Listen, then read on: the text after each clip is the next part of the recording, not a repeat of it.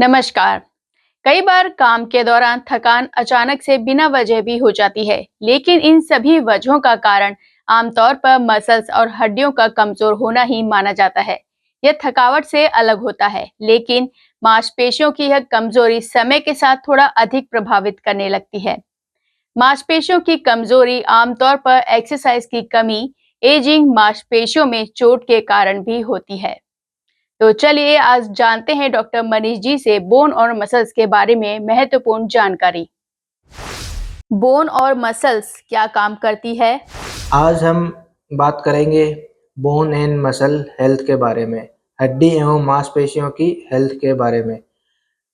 Bone and muscles अपने शरीर का मेजर स्ट्रक्चरल फ्रेमवर्क बनाती है, जो कि अपने डे टू डे एक्टिविटी चलने फिरने में काम आता है। तो हड्डी एंड मांसपेशियां आपस में मिलके काम करती है, जिसकी वजह से अपन डे टू डे एक्टिविटी में चलना फिरना खेलना कूदना सारी काम कर सकते हैं। तो उनकी हेल्थ के बारे में क्यों ज़रूरी है और कैसे हम उनको हेल्दी बनाएं, कैसे उनको डिजनरेशन, कैसे उनको कमज़ोर होने से बचाएं, उसके बारे में आज बात करेंगे। तो सबसे पहले बोन बोन एक स्ट्रक्चरल फ्रेमवर्क है जो अपने पूरे बॉडी में रहती है।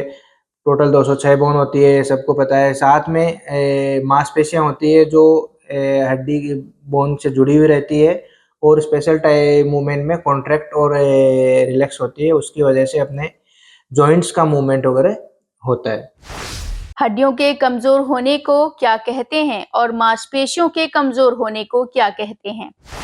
जो पीक बोन मास होता है वो अपनी बॉडी में अराउंड 20-30 की एज में होता है। उसके बाद में धीरे धीरे अपना हड्डी का घनत्व है, बोन डेंसिटी वगैरह कम होने लग जाता है। सिमिलरली जो मांसपेशियों का बल्क है, मसल बल्क है, वो भी 30 तक पीक पे रहता है। उसके बाद में धीरे धीरे डिजनरेशन होने लग जाता है। तो हड्डी कमजोर होने को धीरे धीरे ओस्टियोपीनिया और ओस्टियोपोरोसिस कहते हैं और मांसपेशियों के कमजोर होने को सार्कोपीनिया कहते हैं। ये ऐसा नहीं है कि ओस्टियोपोरोसिस और सार्कोपीनिया ये बुढ़ापे की बीमारी है।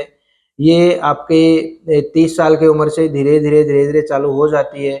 ये डिपेंड करता है आपका अगर पीक में टाइम पे 20-30s में आपका बोन डेंसिटी कैसी है। अगर उसी ड्यूरेशन में भी आपकी अगर बोन डेंसिटी बहुत कम है, कमज़ोर है, मसल बल कमज़ोर है, तो आप धीरे-धीरे आपको जल्दी ओस्टियोपोरोसिस होने का, सार्कोपीनिया होने का, जल्दी बुढ़ापे आने का चांसेस वगैरह रहता है।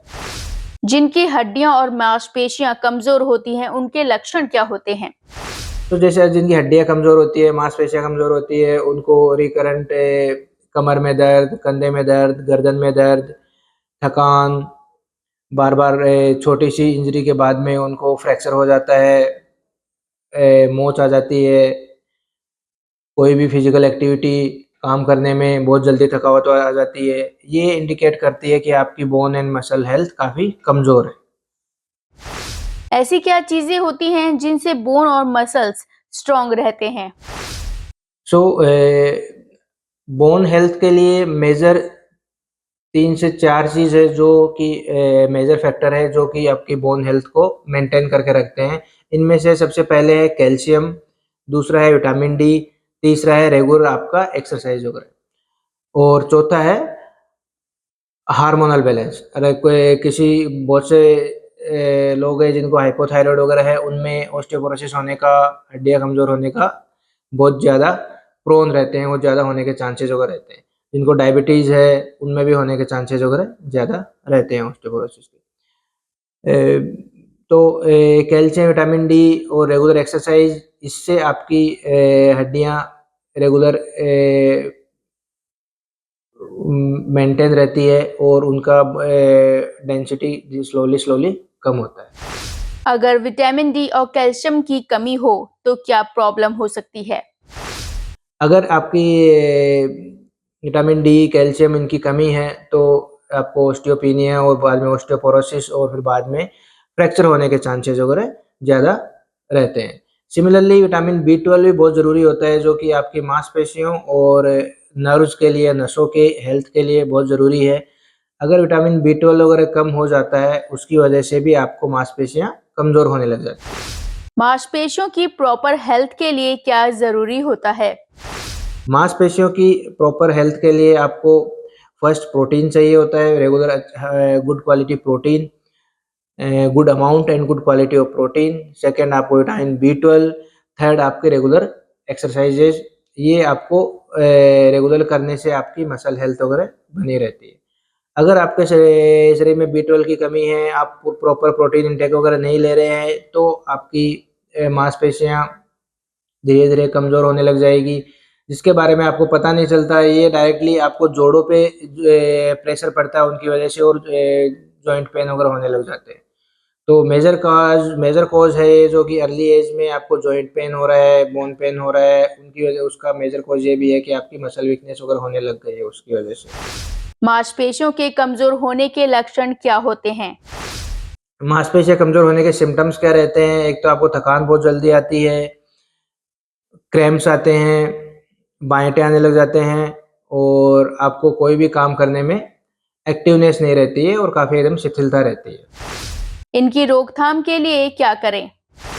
आपकी बोन एंड मसल हेल्थ की डिटीरियोरेशन को प्रिवेंट करने के लिए रेगुलरली कैल्शियम, विटामिन डी के सप्लीमेंट वगैरह लेने चाहिए।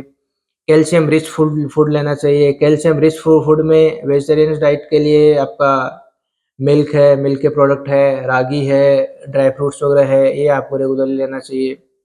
विटामिन डी का ओनली सोर्स सन एक्सपोजर है, प्रॉपर सन एक्सपोजर है, प्रॉपर टाइम पे सन एक्सपोजर है। यूजुअली वो हो नहीं पाता है, तो आफ्टर 50s तो रिकमेंडेड है कि आपको मंथली विटामिन डी 60 के रेगुलरली लेना चाहिए।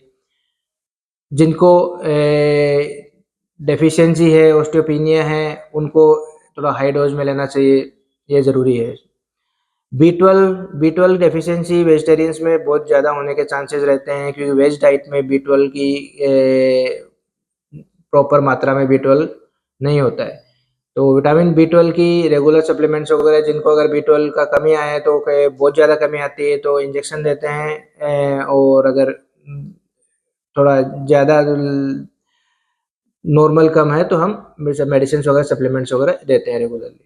तो regularly calcium, vitamin B12, vitamin D, vitamin E, इनके सप्लीमेंट से आपके बोन एंड जॉइंट रेगुलरली आपका हेल्दी रहेंगे, मसल हेल्दी रहेगा, जिससे आपको एजिंग प्रिवेंट होगी और आपकी बॉडी एकदम हेल्दी और तंदुरुस्त रहेगी। तो आज आप लोगों ने डॉक्टर मनीष जी से हड्डी और मांसपेशियों के बारे में जानकारी जानी। ऐसी और जानकारियों को देखने के लिए हमारे चैनल को सब्सक्राइब करें, जिससे आप आने वाली बीमारियों से सतर्क रहें, और साथ ही लाइक, शेयर, कमेंट करना ना भूलें। तो चलिए मिलते हैं अगले शुक्रवार एक नए स्वास्थ्य के साथ। तब तक के लिए दीपिका को दीजिए इजाजत।